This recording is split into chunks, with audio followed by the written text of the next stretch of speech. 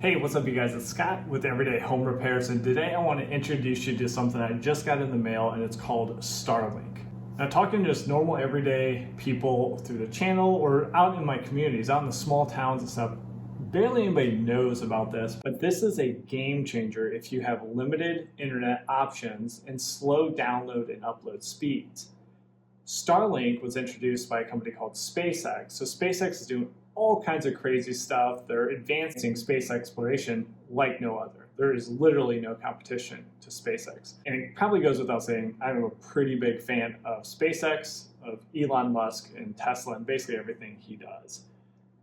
So Starlink is ingenious because it's SpaceX basically a way to fund all the crazy things they want to do. So they're really good at launching rockets and putting satellites into orbit. So why not make a business where you need to launch thousands or tens of thousands of satellites to mesh the entire world with internet? That might sound insane to you, but that is exactly what has happened and will continue to advance. So as of March 2021, SpaceX has launched about 1,300 satellites in orbit and is now opened up a test program called the beta program, and then also expanded it that now you can get satellite internet that doesn't suck. So if you've ever had satellite internet, you know the response or latency, the time it takes to get a signal is terrible. If you're trying to do Netflix or game or YouTube, it's almost unfunctional. And there's also data caps and just really expensive. So now you can be in the middle of nowhere. And I'm talking in the middle of nowhere on a mountain top. No power, no cell signal, nothing. And this is an option to get very good internet connection. So we'll test it out and we'll see what the download and upload speeds are. But I got it from my house. I'm not in the middle of nowhere. I'm in the middle of a town of about 100,000 people. And I honestly think that the speeds just now early in the Starlink program are going to beat by cable internet from Comcast. And it's just going to get better. So they're going to keep launching satellites and just make this better as time goes on. And it's already really changing the game. Right now, you're technically not supposed to move your satellite, but that's going to change very soon as they get a better coverage throughout the United States and the world. But pretty soon, boats, sailboats, RVs, planes, ships, all these things that were challenging in the past, truckers that are challenging to get a consistent signal everywhere you went, that's not going to be a factor anymore. They'll be making these dishes for trucks, for trains, for boats very soon, and it's going to change the game. You'll finally be able to take a flight and get respectable internet, which I know sounds crazy. So let me show you everything that comes with the kit. The kit costs $499, and the service is $99 per month. But we'll show you what's in the kit, and then I'll set it up kind of right outside my driveway and just see what speeds we're getting. So this is what you'll receive if you order the Starlink kit. So let's check it. This is literally your instructions. Put the satellite on the stand, point it towards the sky, plug in your power supply, connect it to your Wi-Fi router and plug it in, and then connect to the Starlink Wi-Fi. That's literally it, and I'll demo that here in 1 second.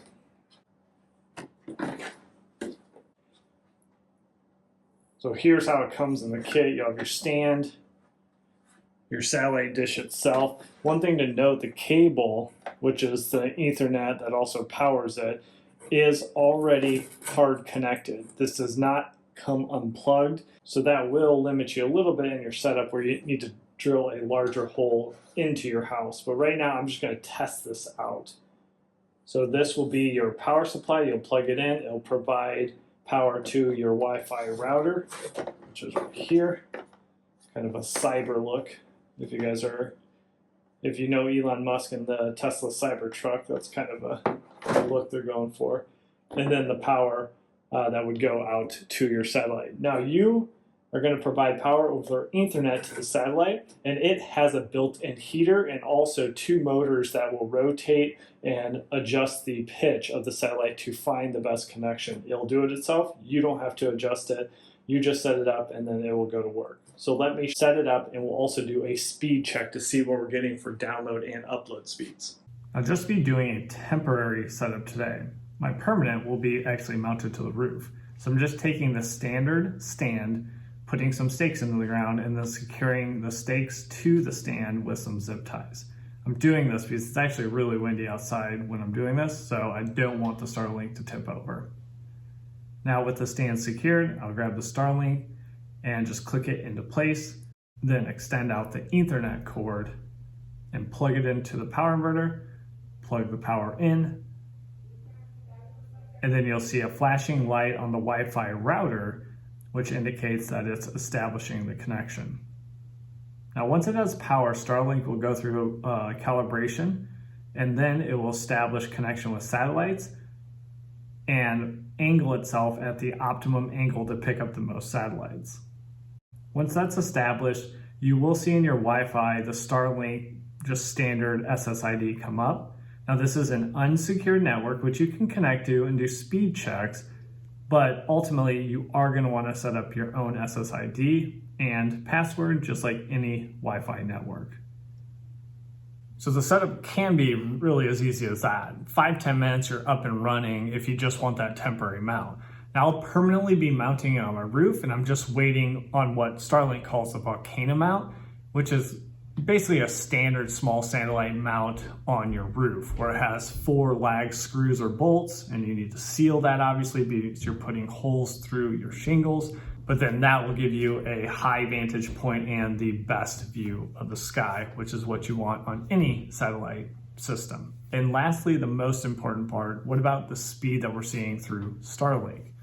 I'm comparing it to Comcast Xfinity. Remember, I'm in about 100,000 population town, so I'd expect to have pretty good internet and currently have 100 megabit per second internet. At least that's what I'm paying for. When I do speedcheck.net, which is what I use to do speed tests, I see that I currently have about 54 megabits download, 11 megabits upload, and a 17 millisecond latency seen here on the screen as ping. Not too bad. I really don't see much performance degradation. I'd like a little more upload, which would help me uploading YouTube videos and just overall uploading files.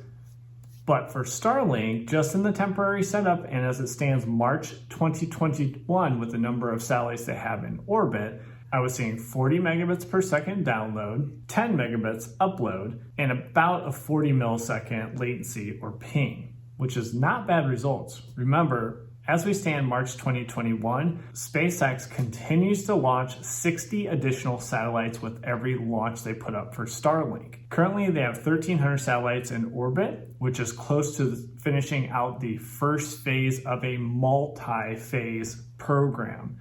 They'll start putting satellites at different distances from Earth and really start increasing the overall speeds. Long term, and I'm talking 6 to 12 months from now, you probably are easily seeing over 100 megabits per second download, probably 20 to 30 upload, and a 20 millisecond latency, which is fantastic speeds for those that just don't have great internet options right now. And that's really what Starlink is positioned for. Starlink isn't meant to be your internet service provider if you're in the middle of Chicago or New York City. Those are already taken care of. Fiber or even 5G mobile networks are going to be fantastic, and this isn't really going to be a game changer. This is really for those that are maybe a little bit away from population centers and just have limited availability right now for good internet. Starlink is going to be fantastic, and I really think you should consider it now. I'll put a link in the description. Let me know what you guys think. Do you already have Starlink, and what are the speeds that you're seeing? I think here in the Midwest, I'm in Illinois, I think my speeds are considerably slower currently than northern United States and Canada, since that's where the beta program started and that was where the highest density of satellites were launched. And then before you take off, don't forget to subscribe to the channel. We have multiple videos coming out per week to help you around the house with repairs and improvements. And I'll also be giving updates on Starlink so you can see how those connection speeds progress over time. So we'll catch you on the next video. Take care.